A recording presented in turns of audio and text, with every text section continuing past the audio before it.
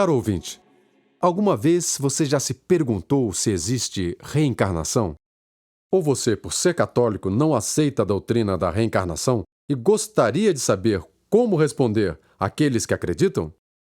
Se esse é seu caso, você vai gostar do programa de hoje. Vamos estudar alguns argumentos contra a reencarnação que vão lhe ser muito úteis. Argumentos fáceis de entender e lembrar e, sobretudo, contundentes e irrefutáveis. Você entenderá claramente por que um católico não pode aceitar essa doutrina que ofende frontalmente nosso Senhor Jesus Cristo e Nossa Senhora. Vamos então começar pelo tema da reencarnação.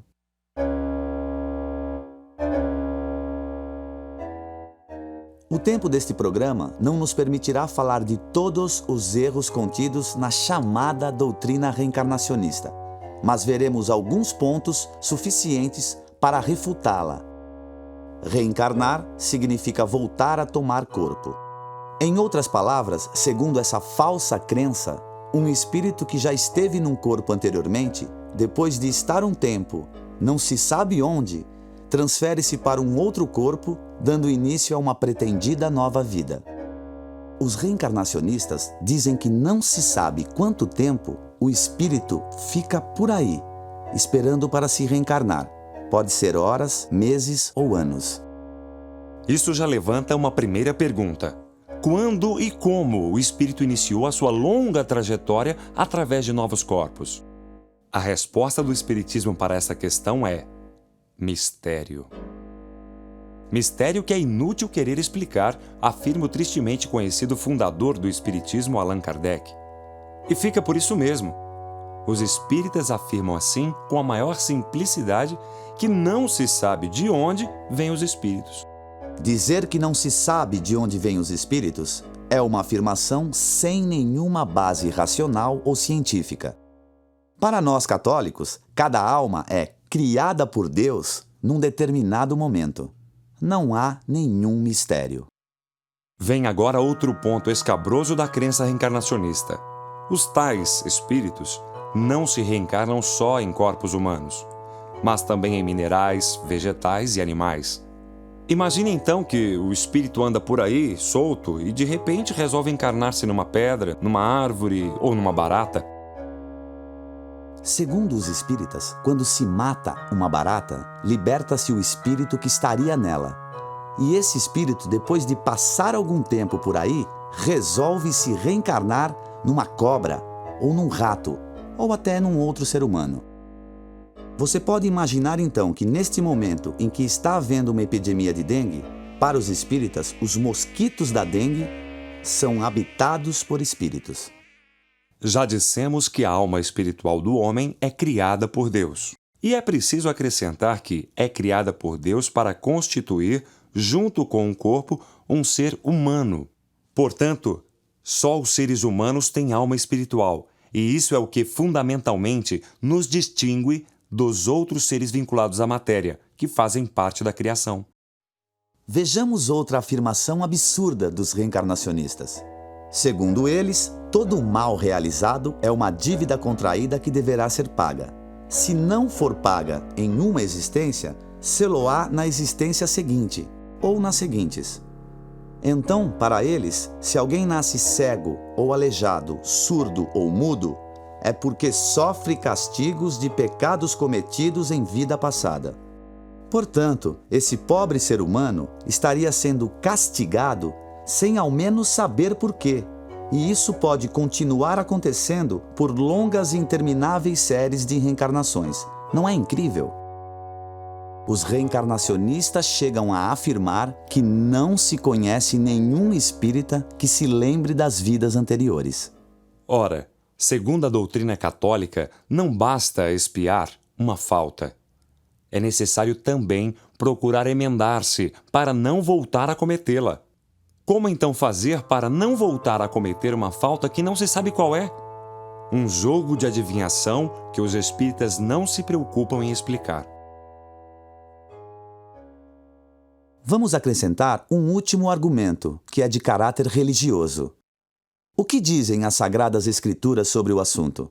Vejamos apenas alguns trechos entre tantos que poderíamos comentar. Mencionemos primeiro o fato do bom ladrão no Calvário. Ele diz a Jesus: Senhor, lembra-te de mim quando entrares em teu reino. E Jesus lhe responde: Em verdade te digo que ainda hoje estarás comigo no paraíso. Nosso Senhor não lhe disse: Tu cometestes muitos crimes e terás que reencarnar-te mais vezes para expiar teus crimes. Não, o que nosso Senhor afirmou foi: Hoje estarás comigo no paraíso. Quem pode se atrever a contradizer essas palavras pronunciadas pelo próprio Deus? Lembremos também o Pai Nosso. Perdoai as nossas dívidas, assim como nós perdoamos aos nossos devedores. O próprio nosso Senhor nos ensinou essa oração. Ele nos preceitou que devemos pedir perdão por nossos pecados. E isso porque Ele está sempre disposto a nos perdoar, se nos arrependermos. Os reencarnacionistas não consideram o perdão de Deus. É o próprio homem que vive sempre expiando faltas que nunca sabe quais são, cometidas em pretensas vidas anteriores, e isso indefinidamente e fatalmente. Afinal, quem interrompe essa cadeia de expiações? Quando ela termina? Caro ouvinte, você que nunca admitiu essa história de reencarnação, certamente sentiu um alívio quando citamos as Sagradas Escrituras.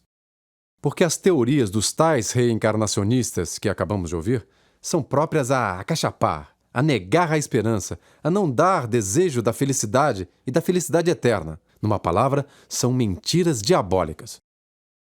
Ao ouvirmos falar do perdão de Jesus ao bom ladrão, ao lembrarmos-nos do Pai Nosso, logo compreendemos a bondade e a misericórdia de Deus. Quantas vezes no Evangelho Nosso Senhor pronuncia as palavras: Teus pecados te são perdoados. É contra essa misericórdia que se revoltam os reencarnacionistas. Eles não falam do perdão de Deus, eles não falam do céu. Eu o convido, caro ouvinte, a fazer esta experiência. Em qualquer momento do dia, pense nos tais espíritos reencarnados. E pense, por exemplo, que no garfo que você está utilizando para comer, pode estar reencarnado um espírito. Quando você escova os dentes, dentro de sua boca, é possível que esteja se mexendo um espírito, reencarnado na escova de dentes. E por que não no creme dental?